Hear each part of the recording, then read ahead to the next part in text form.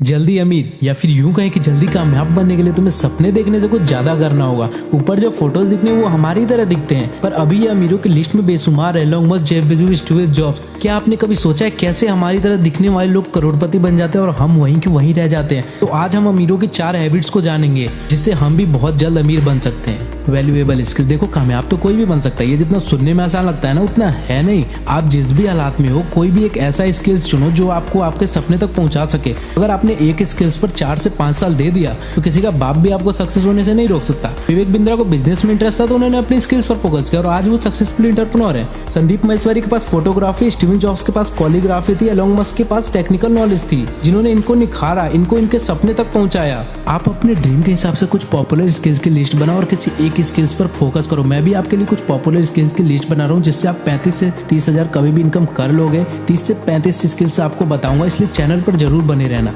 Think big, dream big. David जोसफोर्ड बोलते हैं कि बड़ा विश्वास करो, आपकी सफलता का साइज आपके विश्वास से निर्धारित होगा। छोटे लक्ष्यों के बारे में सोचते हो तो छोटी सफलता का ही उम्मीद करो।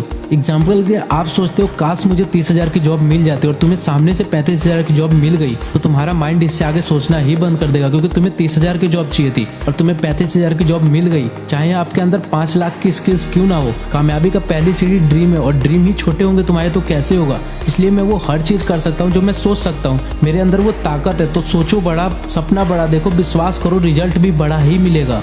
15/15 रूल। एक्सीडेंटल ग्रोथ आपको बर्बाद कर देती है। पैसे कमाना बड़ी बात नहीं है, उसे सही यूज करना आना चाहिए। 2011 के केबीसी विनर सुशील कुमार अचानक 5 करोड़ रुपए जीत जाते हैं, पर कुछ सालों बाद वो फिर से गरीब हो जाते हैं और उनकी पत्नी के साथ उनका विवाद भी होने लगता है। ऐसा क्यों? क्योंकि उनको अमीर बनना था पर उनके पास कोई स्ट्रेटेजी नहीं थी, प्लानिंग नहीं थी। तो आपको इस रूल के हिसाब से क्या करना है, आपको एक सेफ जोन क्रिएट करना है जो आपको बैंकक्रप्ट होने से बचाएगी। तो आपको 15,000 रुपए 15 सालों तक SIP में इन्वेस्ट करना है, जिस पर आपको 15% का रिटर्न मिलता है। तो बिना कुछ किए आपका पैसा 15 साल बाद आपको करोड़पति बना देगा। हालांकि 15 सालों से निफ्टी शेयर भी 15% का रिटर्न दे रही है। अब मैं ये नहीं कह रहा कि आप 15,000 ही इन्वेस्ट करो, कुछ लोगों के लिए बहुत ज्यादा होता है 15,000 रुपए, तो आप कम शुरुआत कर सकते हो, 2,000 इन्वेस्ट कर सकते हो, जिससे आप करोड़पति नहीं तो लखपति तो बनोगे। कुछ तो पैसे आपके पास सेविंग्स होंगे जो आपके इमरजेंसी में आपको काम आएगी। 4th पॉइंट तो और भी ज्यादा इंपॉर्टेंट हो जाता है, क्योंकि नींव मजबूत रहेगी तभी तो घर बनेगा। जो जानते हैं इसके बारे में वो तो देखिए जरूरी है उनके लिए, जो नहीं जानते उनके लिए तो बहुत ज्यादा जरूरी है। तो चलो थोड़ा सा समझ लेते हैं। Make assets. एसेट्स और लायबिलिटीज को थोड़ा सा समझते हैं। एसेट्स क्या है? जो हमारे जेब में पैसे डालती है, और लायबिलिटीज जो हमारे जेब से पैसे निकालते हैं, जैसे